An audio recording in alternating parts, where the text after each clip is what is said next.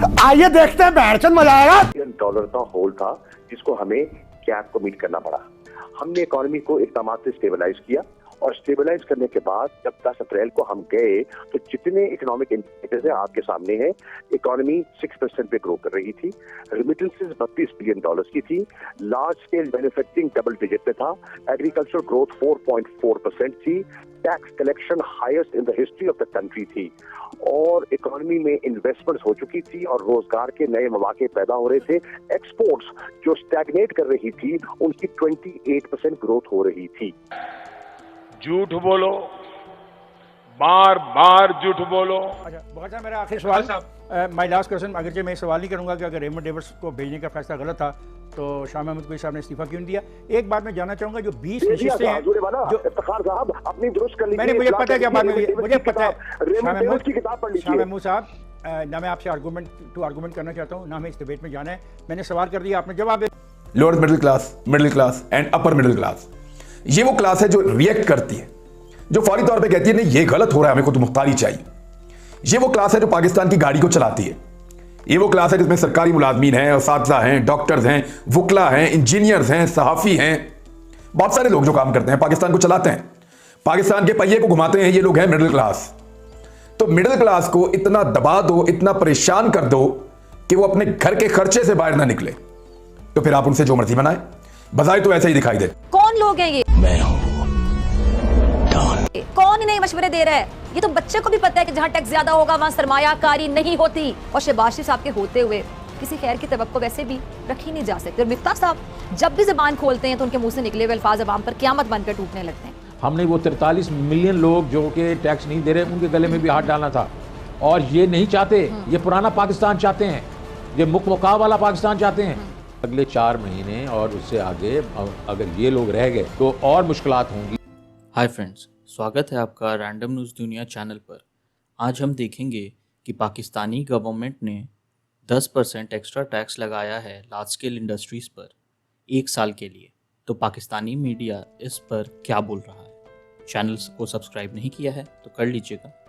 फिर मदाखलत हुई और मदाखलत के बाद इकोनॉमी में जो पॉलिटिकल अनसर्टेनिटी ने हमें कुछ रोल ओवर दिया था और वो हमने उन्होंने बैलेंस ऑफ पेमेंट सपोर्ट दी थी। जब हम गवर्नमेंट में थे और जब हम जा रहे थे तो हमने रोल ओवर की दरखास्त की थी जो उन्होंने मंजूर कर ली है। वो एक प्रोसेस चल रहा था जो अब शुरू नहीं हुआ, हमारे वक्त में शुरू हुआ था, अब मुकम्मल हुआ है। ऑब्वियसली वो हेल्प करेगा लेकिन ना काफी है। जो हमारा इस वक्त गैप है वो बहुत ज्यादा है।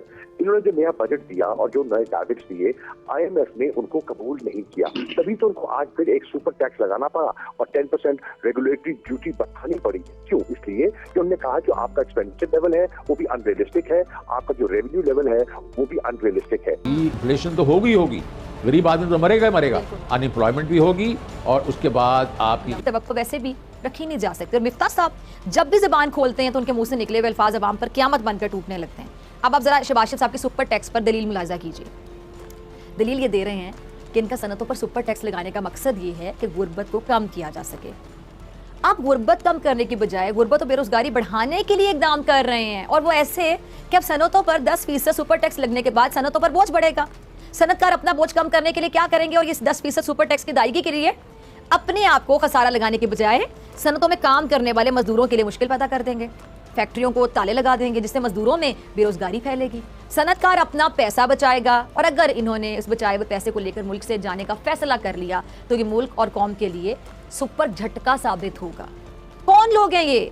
कौन इन्हें मशवरे दे रहा है? ये तो बच्चे को भी पता है कि जहाँ टैक्स ज्यादा होगा वहाँ सरमायाकारी नहीं होती, सनतों का पहिया नहीं चलता। और वज़ीर आज़म शहबाज शरीफ साहब को समझ ही नहीं आ रही। समझ क्यों नहीं आ रही?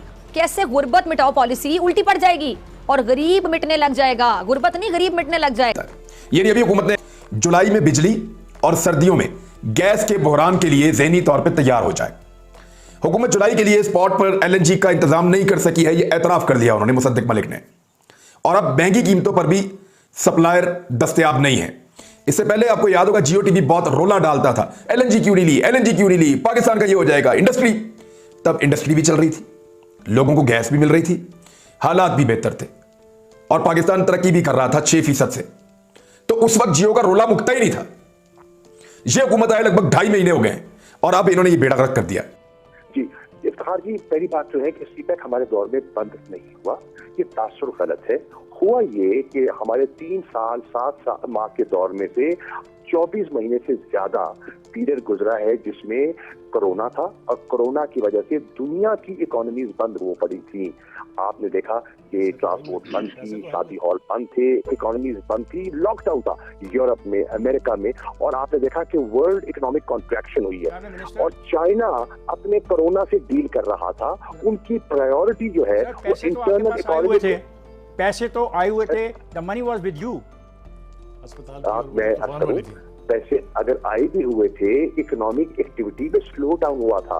ये एक इंटरनेशनल फिनोमेना है, और हर जी शऊर पढ़ा लिखा आदमी इस बात का इदराक करता है कि जनरली इकोनॉमिक ग्रोथ स्लो हो गई थी because of the corona factor. Do you support CPAC as a party? Yes we do. हमने सिर्फ सपोर्ट करते हैं, हमने सीपैक को आगे बढ़ाया, और हमने सीपैक का फेज 2 चाइना से हमने एग्रीमेंट किया, जिसमें पॉवर्टी एलिविएशन, जिसमें एग्रीकल्चर प्रोडक्टिविटी, और जिसमें इंडस्ट्रियलाइजेशन। अच्छा, वज़ीर आज़म साहब कह रहे हैं इस टैक्स का गरीब पर असर नहीं पड़ेगा। मैं ज़रा ये बताती चलूँ कि अगर सनतों को ताले नहीं लगते तो फिर क्या होगा? फिर सनतकार अपनी तैयार करदा अशिया की कीमतें बढ़ा देंगे, फिर गरीब आदमी के लिए उन्हें खरीदना मुश्किल हो जाएगा। एन मुमकिन है कि नामुमकिन होता चला जाए, मुश्किल से नामुमकिन, जो खरीद ही ना सकें। अब हुकूमत जो है ना सुपरमैन बनकर ये सुपर टैक्स लगा तो रही है, लेकिन अपने अमल से ये सुपरमैन जैसे हीरो को भी रुसवा कर रही है। अमीर लोगों पर टैक्स जितना मर्जी लगाया जाए, लेकिन ये अशराफिया हमेशा इसका बोझ गरीबों पर डालकर खुद को टैक्स से बचा ही लेती है किसी तरह। लेकिन हुकूमत को इस वक्त सिर्फ और सिर्फ टैक्स इकट्ठा करने की पड़ी हुई है, चाहे गरीब की खाल ही क्यों ना उतारना पड़े। मैं शहबाज शरीफ साहब से अर्ज़ करना चाहूँगी कि आप गुर्बत मिटाने की बात करके गरीबों का मजाक बनाना बंद कर दें। आप कहीं रिलीफ नहीं देते हैं, गरीब और गुर्बत का बाकायदा मजाक उड़ाते हैं। और ये मिफ्ता इस्माइल साहब ये भी कॉमेडी कर रहे हैं, देखिएगा ज़रा क्या कह रहे हैं। अपने मिफ्ता साहब को ये बाकायदा मजाक कर रहे हैं ना, इसी को मजाक कहेंगे कि जी इन्होंने शहबाज शरीफ साहब के बच्चों की सनतों पर भी टैक्स लगा दी है। हाँ, ये अलग बात है कि मिफ्ता साहब शहबाज शरीफ के बच्चों की सनतों पर टैक्स तो लगाएंगे, लेकिन वो टैक्स वसूल नहीं करेंगे। अच्छा, शहबाज गिल साहब एक बड़ी खबर दे रहे हैं, ये मिफ्ता साहब के लिए खतरे की घंटी कहने के बजा रहे हैं। शहबाज गिल साहब ट्वीट करते हैं, लिखते हैं कि जी महंगाई और मुल्की मईशत को डुबोने के जो तमाम बुरे फैसले हैं वो करवाने के बाद अब मिफ्ता इस्माइल को फारिग किया जा रहा है। स्क्रीन पे भी आप देख सकते हैं शहबाज गिल की ट्वीट, ये जी मिफ्ता इस्माइल साहब को फारिग किया जा रहा है और उनकी जगह मशहूर ज़माना इसहाक डार साहब तशरीफ ला रहे हैं, जिन्होंने पिछली बारी 33 अरब डॉलर ज़ाया किए थे। ये डॉलर रेट को जाली तरीके से कंट्रोल करने के मास्टर रहे हैं। इनसे खरीदारी हो नहीं पाई, और उसमें मुसद्दिक मलिक ये कि अब कम नहीं होने जा रही। आने वाले दिनों में महंगाई मजीद बढ़ेगी, मिफ्ता इस्माइल ने खबरदार किया है, और इस वक्त महंगाई लगभग 28.5% तक पहुंच चुकी है। ये 35 से 40% तक चली जाएगी। लोग जो है उनकी हालत पतली हो जाएगी। अवाम से उन्होंने कहा कि पहले हमने जो टारगेट रखा था 7,000 अरब के बजाय अब 7,470 अरब का टारगेट रख दिया है, और यह भी आम आदमी से टैक्स वसूल किया जाएगा। आम आदमी के ऊपर इसका दबाव पड़ेगा। ये अजीब मिफ्ता इस्माइल साहब का लेटेस्ट स्टेटमेंट। आप देख रहे हैं अफगानिस्तान पे उनका किस किस्म की डिक्टेशन थी। आपने देखा कि रेमंड डेविस को किस दबदबे से